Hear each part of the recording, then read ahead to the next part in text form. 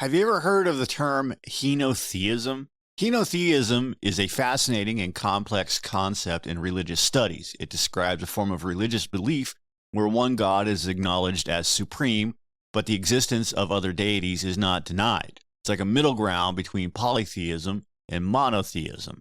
So henotheism is a term that has been coined by the 19th century scholar Max Müller, and it describes a specific form of religious belief that occupies a fascinating space between the more commonly understood categories of polytheism and monotheism. It's not simply the worship of many gods, nor is it the strict adherence to one god to the exclusion of all others. Instead, henotheism acknowledges the existence of multiple deities, but elevates one particular god to a position of supreme importance. This supreme deity is the primary focus of worship, devotion, and often considered the creator or ultimate source of reality. It's like a hierarchical pantheon where one god reigns supreme, though the other gods retain their existence and influence. This elevation of one god doesn't negate the reality of other deities. They are not dismissed as mere illusions or lesser spirits. They continue to exist within the religious framework, often associated with specific natural forces, human activities, or cosmic functions. They may even receive some degree of veneration or offerings, but their power and importance are clearly subordinate to the supreme deity. This distinction is crucial in differentiating henotheism from polytheism. In polytheistic systems, some gods might be more popular or influential than others. There isn't necessarily a single deity consistently recognized as the ultimate source of power and authority. The focus on one supreme deity in henotheism often involves a special relationship between that god and the community of worshippers. This god might be seen as the patron deity of the tribe, nation, or city, the one who has made a covenant with the people and protects them from harm. This special relationship reinforces the importance of the supreme deity and sets them apart from other gods.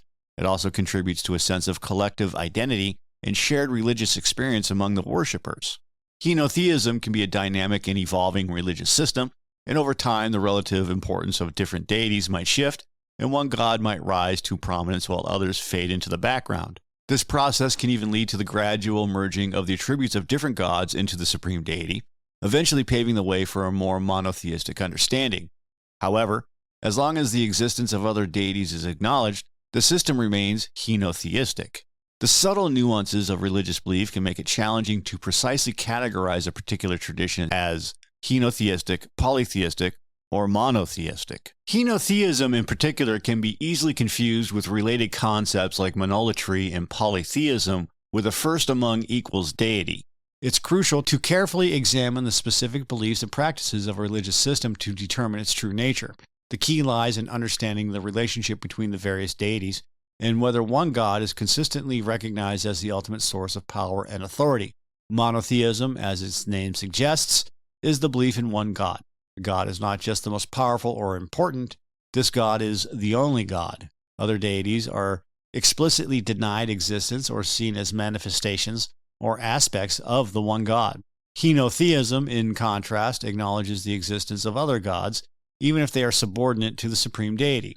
This distinction is fundamental. Henotheism is not a stepping stone on the way to monotheism. It is a distinct form of religious belief with its own unique characteristics. Polytheism involves the worship of multiple gods, often with a complex pantheon of deities, each having their own sphere of influence. While some deities may be more prominent or popular than others, there is not necessarily a single universally recognized supreme god. The gods may interact with each other, have their own agendas, and even be in conflict with each other. Henotheism, by elevating one god above the others, introduces a hierarchical structure that is absent in typical polytheistic systems. Monolatry is perhaps the concept most closely related to henotheism. It is the worship of one god while acknowledging the existence of others. The difference lies in the emphasis. While henotheism focuses on the supremacy of one god, monolatry emphasizes the exclusive worship of that god. In a monolatristic system, the other gods may be acknowledged, but they are not actively worshipped. In some cases, monolatry can be seen as a stricter form of henotheism, where the focus is so strongly on the chosen deity that the other gods are effectively marginalized.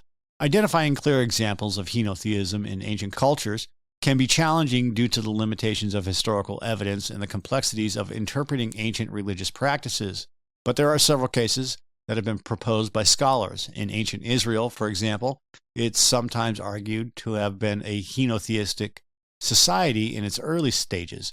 While the existence of other gods was not explicitly denied in the Old Testament, Yahweh was the primary god of worship, the one who had made a covenant with the Israelites and was considered their protector.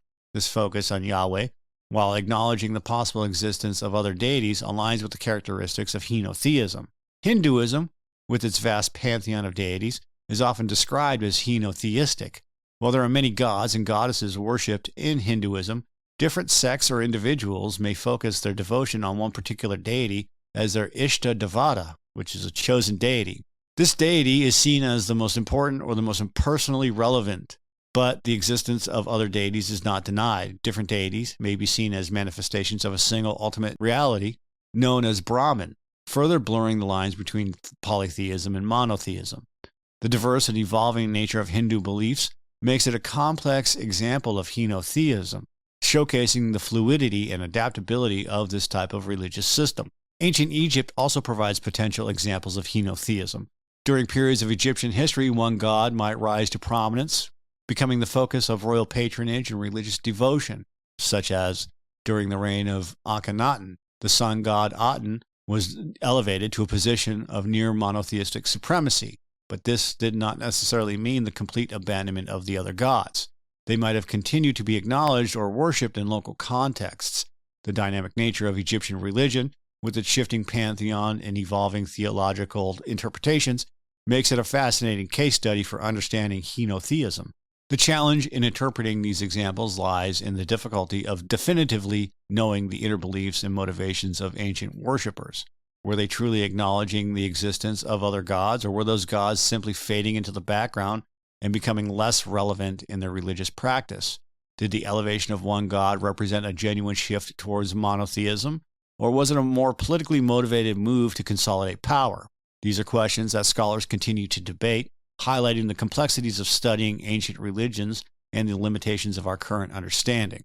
The concept of henotheism is significant in the study of religion because it challenges the simplistic categorizations of religious belief. It demonstrates that the lines between polytheism and monotheism are not always clear-cut, and that there are various shades of belief and practice within and between these broad categories. Henotheism highlights the diversity of religious experience and the rich tapestry of ways in which humans have conceived of the divine. It encourages us to move beyond binary thinking and to appreciate the nuances and complexities of religious belief. Understanding henotheism helps us to better interpret ancient religious texts and practices. By acknowledging that a particular culture might have been henotheistic, we can gain new insights into their understanding of the divine and their relationship with the supernatural world. It allows us to see the potential for both continuity and change within religious traditions, as one god may gradually rise to prominence while others retain their place in the pantheon. Henotheism can be a stage in the development of religious thought, a bridge between polytheism and monotheism, or it can be a stable and long-lasting form of religious expression in its own right. The study of henotheism also contributes to a broader understanding of religious evolution. It shows us that religious ideas are not static, but rather evolve and adapt over time in response to changing social, cultural, and political contexts. The elevation of one god in a henotheistic system can be seen as a way of consolidating power, unifying a diverse population, or even expressing new understandings of the divine. Henotheism, in this sense, is not just a theological concept, but also a reflection of the social and historical forces that shape religious beliefs and practices. By acknowledging the existence and importance of henotheism, we gain a more nuanced and complete picture of religious history. We learn to appreciate the diversity of religious expressions and the many ways in which humans have sought to connect with the divine. Henotheism reminds us that religious belief is not always neatly packaged into distinct categories, and that even the most interesting and insightful discoveries often lie in the spaces between the labels. It's very nuanced.